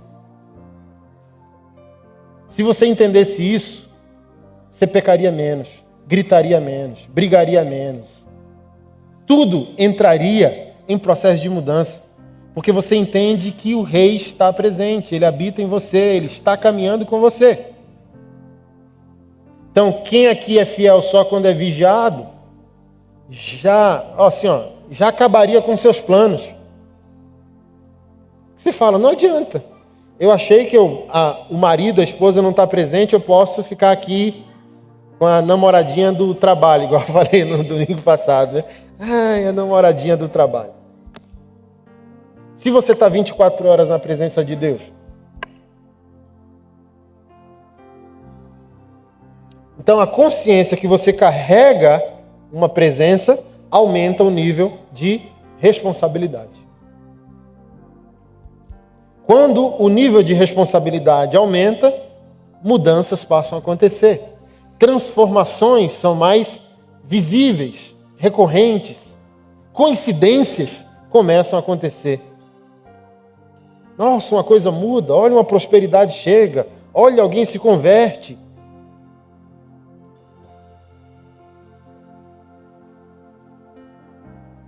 O Soter deve estar assistindo o culto. Nosso irmão lá de Recife, um dos líderes lá da plantação. Tá doido. Porque é fisioterapeuta e jamais entenderia a quebra do paradigma que profissão é sacerdócio. E está convertendo mais gente como fisioterapeuta do que como cristão. Tá doido. Ficou com a gente um dia lá, nas férias. Aí foi se hospedar numa pousada. Aí, sem querer brilhar, já brilha. Aí falou que tinha uma veinha lá. E ó. Aí já vem o pastor Carlos, aleluiado, né? Era igual o pastor Wagner, já chega. A gente tudo mais teológico, aí tem uns caras penteca, né? Aí já chega isso que o Senhor te diz e tal, revela. E a velhinha, meu Deus, como que ele sabe da minha vida? E pá. Aí daqui a pouco sai eu do barco, que eu estava lá na piscina. Aí ele fala, aí foi a tampa do caixão, que a mulher racista, de alguma maneira, gostava de preto, preconceituosa, não gostava de gente tatuada. Aí a galera assim, ó, na areia da praia. Calma, agora a equação fecha. Tá vindo um cara aí que é a cara do Satanás. Mas é um homem de Deus e é o nosso pastor. Imagina, irmão, aí lá vai saindo um monte de menino. Tava sem mala, né? Menino, mulher. E o camarada sem camisa, imagina, todo tatuado saindo da água. A velhinha, quando me viu. Meu Deus, é demais para mim. Como assim? Então eu não estou salva. Se esse homem é homem de Deus, eu estou perdida. Aí sentei do lado dela, dei um beijinho no ombro. A senhora tá cheirosa, hein? Abracei, beijei. Sou caladão, fiquei na minha, mas a velhinha lá. Aí só vem um testemunho. Meu Deus, mudou, não para de chorar. Aí daqui a pouco pega mais um, que pega mais outro. É essa consciência. O cara tá lá recebendo os pacientes e daqui a pouco para. Vira o fisioterapeuta da alma, né? Aí falou que tava uma moça lá para ser atendida, dizendo, tu tá aqui pela dor, né? Mas a sua dor física é o menor dos seus problemas. Vamos falar da sua dor emocional? Falei, é isso, gente. Estruturas não são santas. Sai daqui com essa consciência, igreja. Santas são pessoas. A vida é santa. A vida é sagrada. Um dia não é o dia do Senhor. A vida é do Senhor. O pastor veio dizer bem assim, olha o pastor moderno, tatuado, quer proibir a igreja do dia do Senhor. Não, se tivesse dia do Senhor, eu vou virar adventista, então, Jesus disse o quê sobre o sábado? Eu sou o sábado. E o homem não foi feito para o sábado foi feito para... Deus não quer mais um dia, Deus quer a vida. Muito fácil um dia de culto e 6 dias de blasfêmia. Mas se a gente sair daqui entendendo, pessoas são sagradas, a vida é sagrada, e eu posso viver, me relacionar, trabalhar para a glória de Deus, muda. Imagina que impacto, macho. Você é vendedor de carro e converte pessoas. Você é médico e converte pessoas. Você é advogado e converte pessoas. Você é Uber e converte pessoas.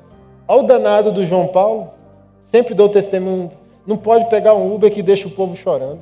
O cara casou, foi lá para a lua de mel, num lugar lindo daquele. A última coisa que um crente quer numa lua de mel é evangelizar. Mas como eu disse, você não é luz no e nem sal na, você é dar. Aí o cara tá lá com a cremosa dele para aproveitar a lua de mel e o Espírito Santo diz, cura aquela pessoa. Isso é lindo demais, gente. Agora imagina dizer, você está precisando de Deus? Estou. Está aqui o cartãozinho da igreja, tá? É domingo, 10 da manhã, a gente espera lá. Deixa as pessoas entenderem assim. Eu quero encerrar esse culto. Eu quero encerrar ele. Deixa as pessoas fazerem assim. Onde tem mais gente igual você? Esse é o verdadeiro convite que um crente tem que fazer. As pessoas têm que perguntar onde tem mais gente estranha igual ele. Contracultural. Por que você não faz o que todo mundo faz? Porque eu sou cristão. Sério, é? Onde que é? Quem imagina para essa senhora? Sempre viu a vida por um óculos. Aí vê um povo empoderado pelo Espírito Santo, pela palavra, pela mensagem. Um vai, abraça, ama. Soter falou que deu um abraço nessa velhinha que já desmontou ela, chorou. Ferida. Dolorida. Aí daqui a pouco vem outro pastor, aleluiado, já começa a profetizar, revelar os mistérios do coração. Aí daqui a pouco vem um suco, vem outra tacada, e daqui a pouco vem um pastor, como ele disse, com a cara do Satanás. Não se assusta. O cara parece um demônio, mas é gente boa. Imagina. O povo estranho de Deus, como diz na Bíblia, os que perturbam o mundo chegaram até nós. Onde que tem mais povo esquisito igual vocês? Porque crente é alienígena. Ele é passageiro, ele é peregrino, ele está aqui, mas não é daqui. Onde que tem mais pessoas igual vocês? A gente se reúne em Samambaia, quadra 416, e tem um pastor lá com a cara velha tatuada, e é lá que a gente tem mais gente estranha. Ah, então eu vou. Mas imagina, se você colocar toda esperança nesse culto, perdeu o Playboy. Mas se você estiver vivendo fora, salgando o mundo, iluminando o mundo, o povo vai querer vir. A gente tem que alugar estádio.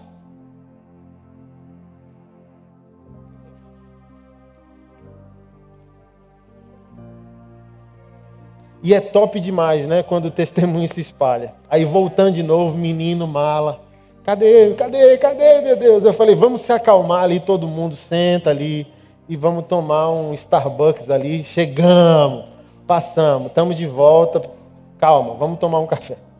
Aí estou lá, peço café para todo mundo. Aí tal, daqui a pouco você olha para a atendente, ela solta um sorriso. Paz do Senhor, pastor Anderson.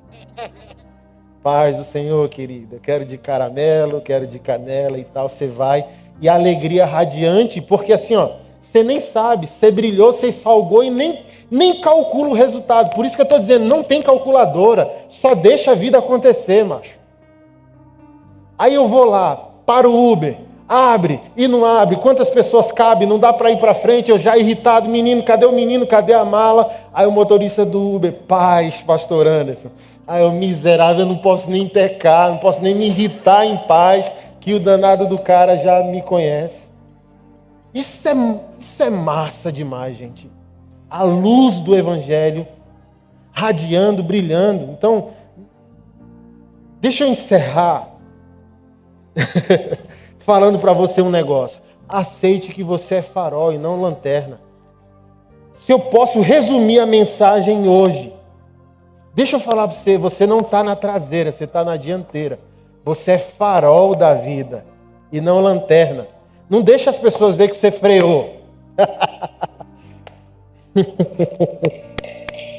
Fica firme, macho.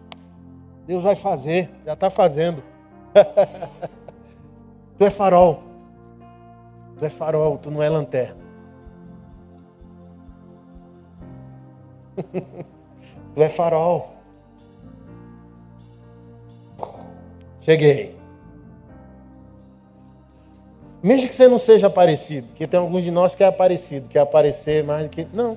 Não estou falando de ser aparecido. Chegou o cara diferente, chegou a mulher diferente, é mais séria, é mais focada, é mais íntegro, é mais leal, é mais fiel, é mais frutífera, é mais espiritual. Quando está todo mundo chorando, ele está analisando. Quando está todo mundo analisando, ele está sorrindo. Ele sempre é o oposto da maioria. Ele sempre é a contradição da massa. Quando vai todo mundo para o lugar, ele fala, será que é isso que Deus quer? Então chegou, sou farol, sou a referência, sou a cabeça, não a cauda. Eu sou o líder da matilha, não vou chegar num lugar e o lugar vai me conjugar. Eu vou chegar num lugar e conjugar esse lugar. Eu vou erguer esse lugar para a glória de Deus. Está aqui, igreja? Tu é a igreja. O galpão... Vamos terminar com uma frase de guerra? Vamos? O galpão do seu Vicente não é a igreja. Eu sou a igreja. O meu culto vai começar quando esse culto terminar.